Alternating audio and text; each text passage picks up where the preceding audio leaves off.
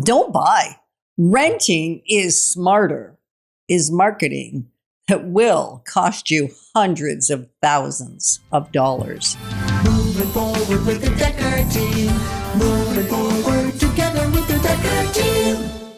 We are delighted to welcome you to episode 737 of Life's Inside Track. And I'm Yetta Dekker. And I'm Ken Dekker. And it's where we get to share techniques, thoughts, tips, tools, tactics, and especially truths that we all need, we all deserve. You, I, everyone. So we can turn our house into home, our families thrive, and we build wealth wisely through real estate. Mm-hmm. You know, the loudest voices are saying renting is smarter. It's a new thing. It hasn't always been that way. No, but I think the large institutional companies are trying to attract good tenants. Yes. And they're putting their spots on, transit ads, on social media feeds, on radio spots, digital banners, and they're repeating the same kind of promise. Renting brings freedom. Renting brings freedom. And it's interesting because there is truth buried inside the promotion. They're just forgetting a really important piece of the equation. Yeah, what's that? Yeah, the math. The math. The real math. Right. The math that says long term, if you're going to be a tenant forever, unless you're in a subsidized housing, unless you're in a low rental situation, there are situations where it makes sense. Mm-hmm. This marketing isn't geared to just that one segment of the population. It's geared to everyone, saying renting is the only viable option because it's hard to buy anyway. That's one thought. Yeah. But the bigger premise is what is making you crazy. Well, it's just like furnaces are complex and they're super expensive. So you shouldn't own a house because it has a furnace. And pools, it says we have a pool at this, this rental property. So why would you have your own pool? Why would you have that maintenance? Well, first of all, I don't know. Is it 20% of houses have pools? It's probably more like 5% of houses. And the people that have pools want a private pool. They want the experience of what they have in their backyard. So they're not really making sense when it comes down to building wealth, right? Because they're saying, it's inconvenient and expensive to own. Right. But they forget the other side of the equation, that if you want convenience, you give up equity. Right. And what is Statistics Canada says that the average person that remains a renter basically has a net worth, right, of about $24,000, which isn't isn't even a year's salary for most people, right? 24,000 is below the poverty line. So a net worth of 24,000, and the average homeowner has an equity of about 685,000. Yeah. And that's two things. A lot of it is in the house itself. A lot of the equity grows in the house. Right. Now, and you do make different decisions when you're responsible. And I'm not saying that tenants are irresponsible. We've had some amazing tenants. We were great tenants. We know amazing tenants.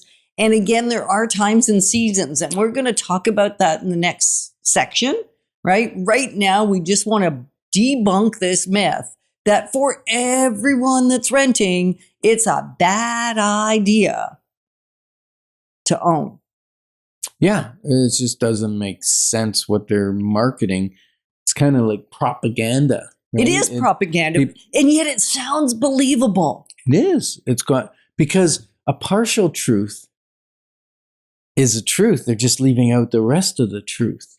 Right, because it is a partial truth. There is less to think about when you rent versus when you own. Mm-hmm. This is true. Yeah. And now we also have some, we support landlords. All the time, including we be some. We are a landlord. And, when you're renting, you have the other side of the equation is that not all landlords are good landlords. And some don't maintain their properties well. And so you have issues as a tenant. The ones that are writing these ads, they are the big institutional renters, landlords, the ones that own, huge apartment buildings and things like that. They're the ones that are doing this kind of thing. And it's just long term. If you can afford to own, but choose to rent because it's convenient, and you do that for 20, 30, 40, 50 years, that's when you're saying that marketing can cost you hundreds of thousands. Actually, it can't. It will. It will. Right. Because it costs, for the most part, it costs the same to rent, more or less, as it does to own. It's not like you're saving a ton of money. Yeah. Generally speaking. Mm-hmm. There are exceptions. So if you're an exception, congratulations. If you're renting a room, if you're staying with somebody, if you have next to no overhead, there are seasons. If you house sit for people that are away, so that really your housing is free, we're going to talk about that. So we're just saying, in the big picture, please don't buy the lie.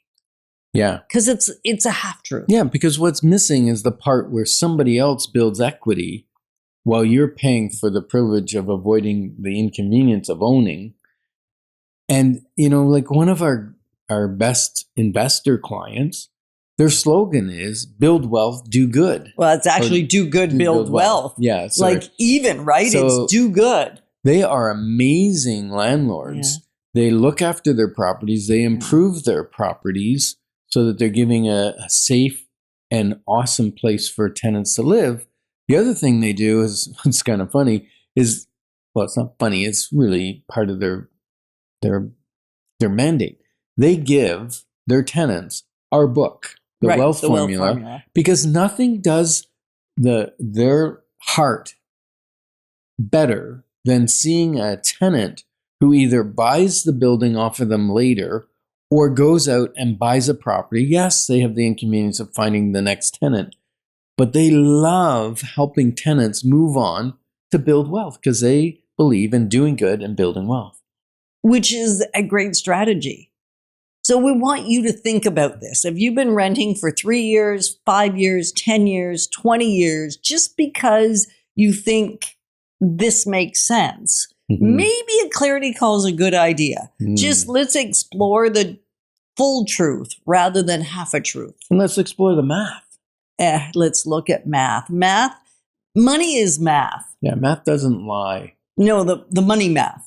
Yeah. Right? I don't love math. I'm not a math girl. Ken's a math guy.